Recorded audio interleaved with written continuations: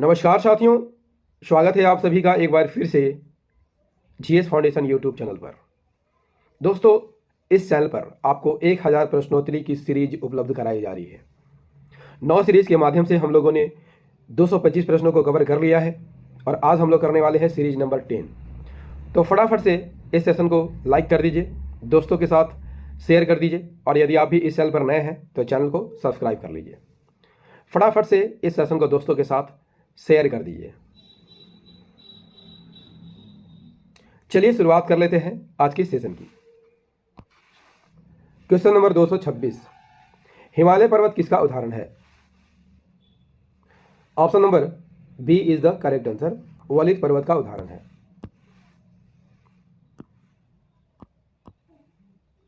वलित पर्वत किसे कहा जाता है?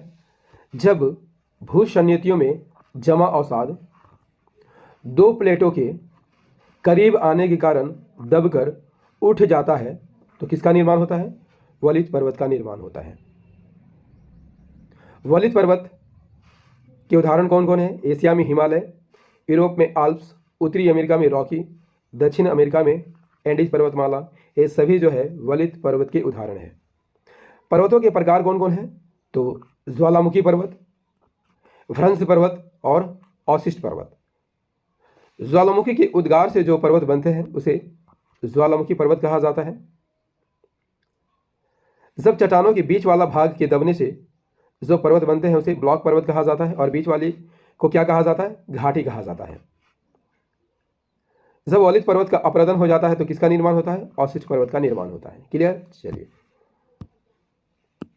क्वेश्चन नंबर 227, हिमालय की पर्वत श्रेणियों में जो सम्मिलित नहीं है वह कौन है?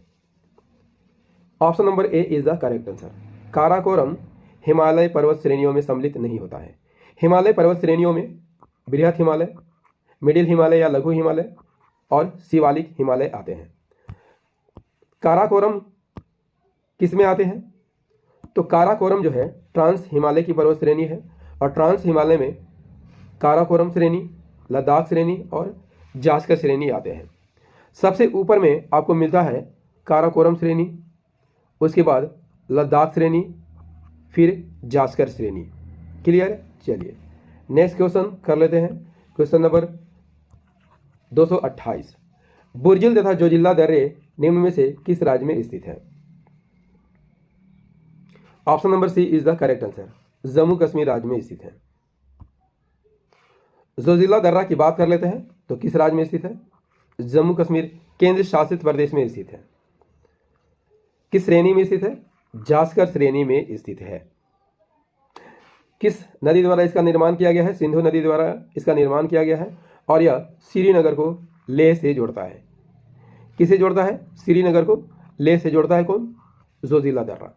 बुर्जिल दर्रा की बात कर लेते हैं तो श्रीनगर को गिलगिट क्षेत्र से जोड़ता है। क्लियर? चलिए नेक्स्ट क्वेश्चन, क्वेश्चन नंबर 229, निम्न में से कौन सा उत्तर से दक्षिण की ओर सही क्रम है? Option number B is the correct answer. सबसे पहले ऊपर में विंध्याचल पर्वत, उसके बाद नर्मदा, उसके बाद सतपुड़ा, उसके बाद ताप्ती नदी का स्थान आता है। सबसे पहले यानी सबसे ऊपर आपको क्या मिलता है? विंध्याचल पर्वत देखने को मिलता है। इसके बाद नर्मदा नदी, इसके बाद सतपुड़ा पर्वत और सतपुड़ा पर्वत के नीचे आपको देखने को मिलता है ताप्ती नदी। क्लियर? चलिए अगले सवाल का आंसर कीजिए। क्वेश्चन नंबर 230, कुल्लू घाटी निम्नलिखित पर्वत श्रेणियों के बीच अवस्थित है। आपको यहाँ पर आंसर करना है दोस्तों कि कुल्लू घाटी किन पर्वत श्रेणियों के बीच अवस्थित है। Answer is the option number ए, धौलाधर श्रेणी और पीर पंजाल श्रेणी के बीच अवस्थित है। कुल्लू घाटी किस राज्य में है? हिमाचल प्रदेश में है, जो मनाली और लारजी को जोड़ता है। किस नदी द्वारा इसका निर्माण किया गया है? ब्यास नदी द्वारा। पीर पांजाल और धौलाधर श्रेणी के बीच आपको देखने को मिलता है कुल्लू घाटी। क्वेश्चन नंबर 231, इंदौर के समीप स्थित जनापाव पहाड़ी किस नदी का स्रोत है? Option number B is the correct answer, Chambal नदी का स्रोत है। चंबल नदी की बात कर लेते हैं दोस्तों, तो किसकी सहायक नदी है? यमुना की एक सहायक नदी है। कहाँ से निकलती है? जाना पाव पर्वत से निकलती है।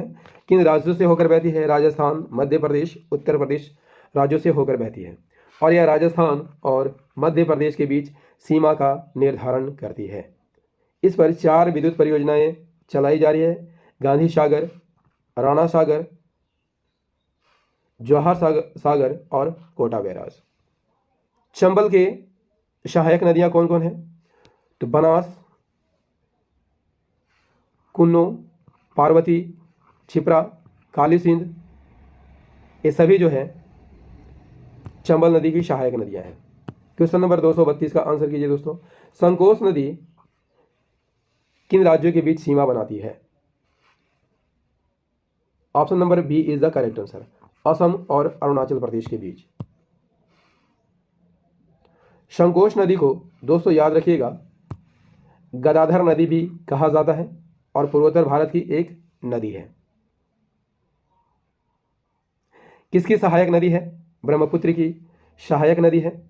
इसका उद्भव कहाँ से होता है? भूटान से होता है और यह ब्रह्मपुत्र नदी में मिल जाती है। कहाँ पर? असम में मिलती है। ब्रह्मपुत्र नदी में मिलने वाले और कौन कौन सी सहायक नदियां हैं दोस्तों देख लीजिएगा। दिहांग, दिबांग, लोहित और धनसिरी, ये सभी नदियां ब्रह्मपुत्र में बाईं ओर से मिलती हैं। दाईं ओर से मिलने वाली नदियां कौन है? सुबनसिरी, कामेंग, मानस, संकोच, रैडाक, ये सभी नदियां जो है ब्रह्मपुत्र की सहायक नदी है। क्लियर? चलिए क्वेश्चन नंबर 233, सिंधु नदी का उद्गम कहाँ से होता है? Option number D is the correct answer, Kailash पर्वतमाला से होता है। सिंधु नदी का उद्गम कहाँ से होता है? कैलाश पर्वतमाला से होता है। यह कहाँ से स्थित है? तिब्बत के मानसरोवर झील के निकट स्थित है। सिंधु नदी की लंबाई कितनी है? 3610 किलोमीटर। किन 2 श्रेणियों के बीच बहती है? लद्दाख और जास्कर श्रेणी के बीच बहती है। कौन सा ग्लेशियर से उद्गम होता है? सिंध का बाब हिमनद से इसका उद्गम होता है और पाकिस्तान से गुजरते हुए यह अरब सागर में मिल जाती है। क्लियर? चलिए अगला सवाल कर लेते हैं। क्वेश्चन नंबर 234, उत्तर पश्चिमी भारत में शीतकालीन वर्षा के कारण क्या है? उत्तर पश्चिम भारत में शीतकालीन वर्षा का क्या कारण है दोस्तों? Answer is the option number ए, पश्चिमी विक्षोभ।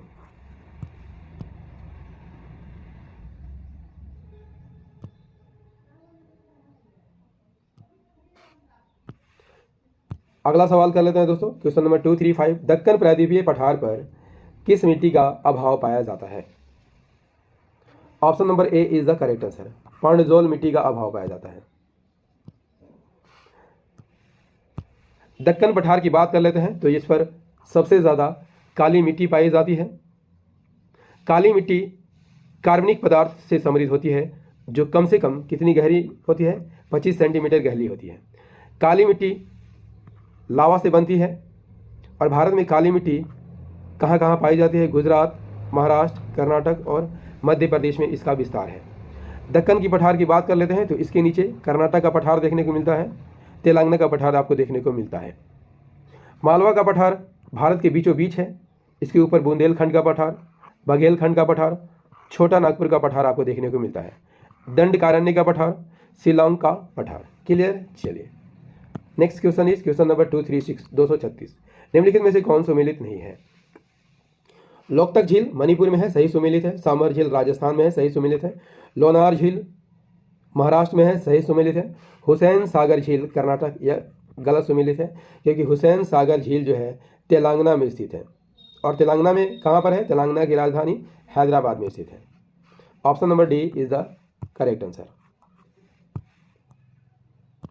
हुसैन सागर झील तेलंगाना की राजधानी हैदराबाद में है और यहाँ बीचों बीच गौतम बुद्ध की मूर्ति स्थापित की गई थी। कब स्थापित की गई थी? 1992 में, आपको दिखाई दे रहा होगा। और यह झील हैदराबाद को किस शहर से अलग करता है? सिकंदराबाद से अलग करता है। क्लियर? और हैदराबाद सिकंदराबाद को जुड़वा शहर कहा जाता है, आप सभी जानते होंगे दोस्तों। Next question is question number 237, Bharat के किस राज्य में फुलहर झील अवस्थित है? Option number C is the correct answer, Uttar Pradesh में अवस्थित है। फुलहर झील उत्तर प्रदेश में किस जिले में अवस्थित है? पीलीभीत जिले में अवस्थित है। और कहाँ पर है? माधो टांडा के समीप एक झील है। और इसी नदी से दोस्तों याद कर लीजिए, गोमती नदी का उद्गम होता है।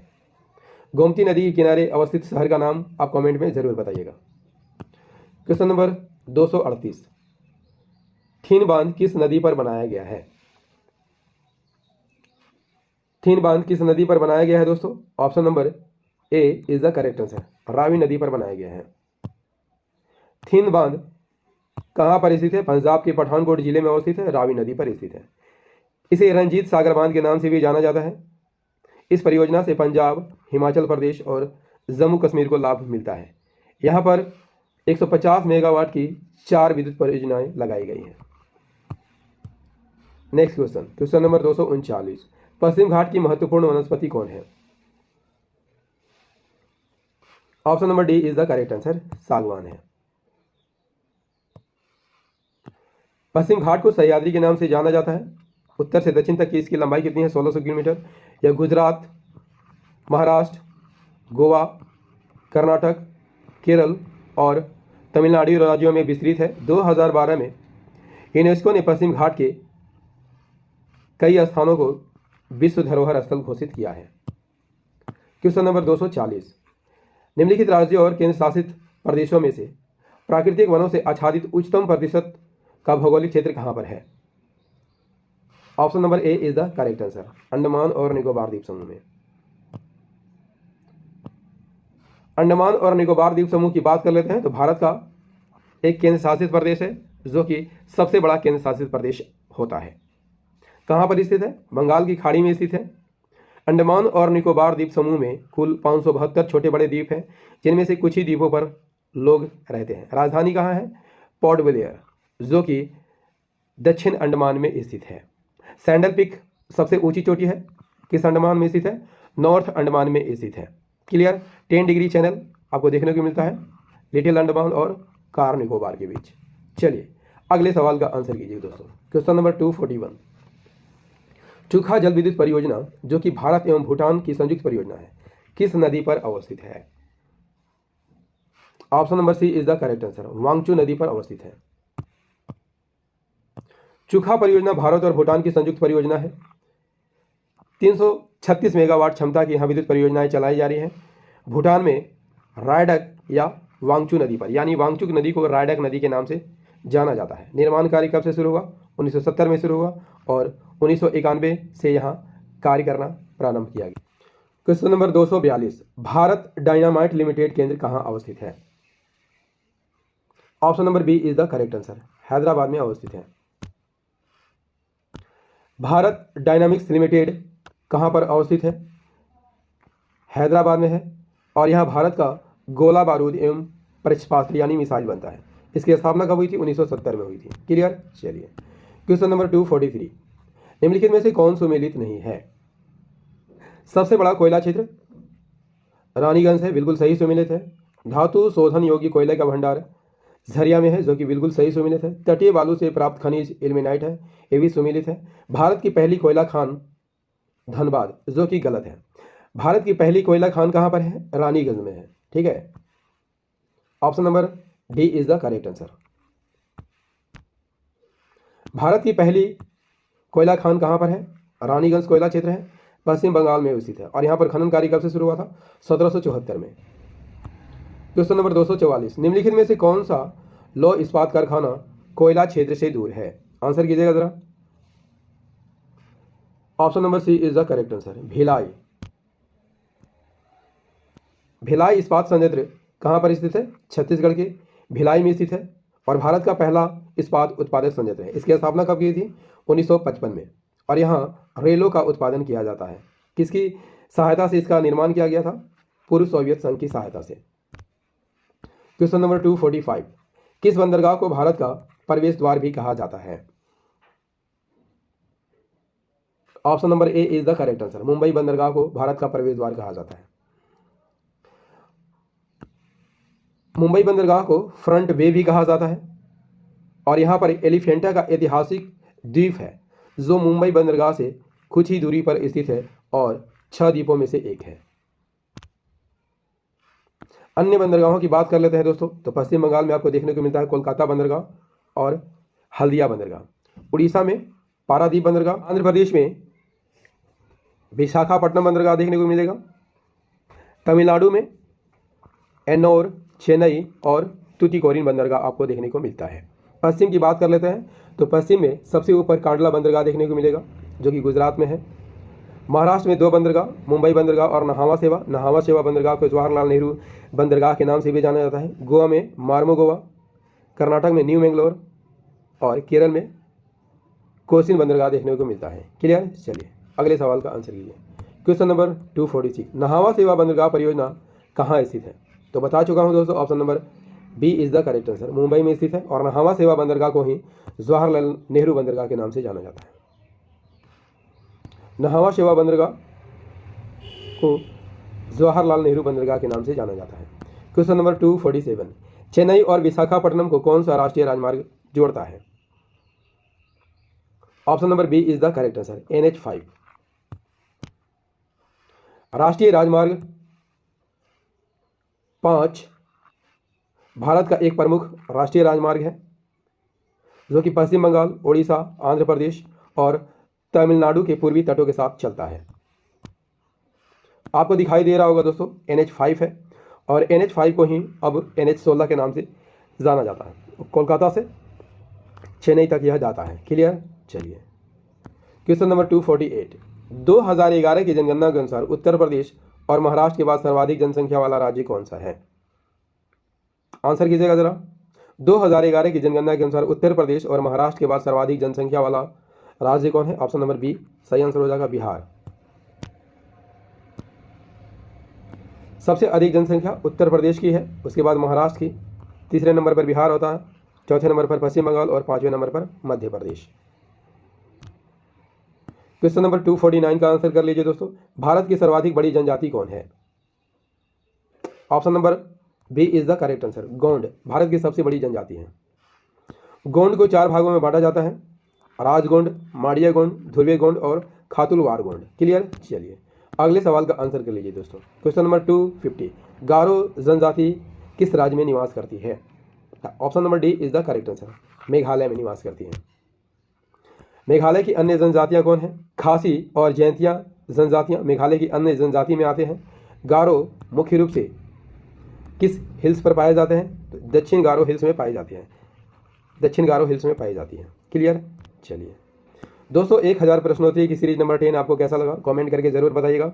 यदि सेशन पसंद आया हो तो इसे लाइक कर दीजिएगा, दोस्तों के साथ शेयर कर दीजिएगा और यदि आप भी इस चैनल पर नए हैं तो चैनल को सब्सक्राइब कर लीजिएगा, बेल आइकन को जरूर प्रेस कर लीजिएगा।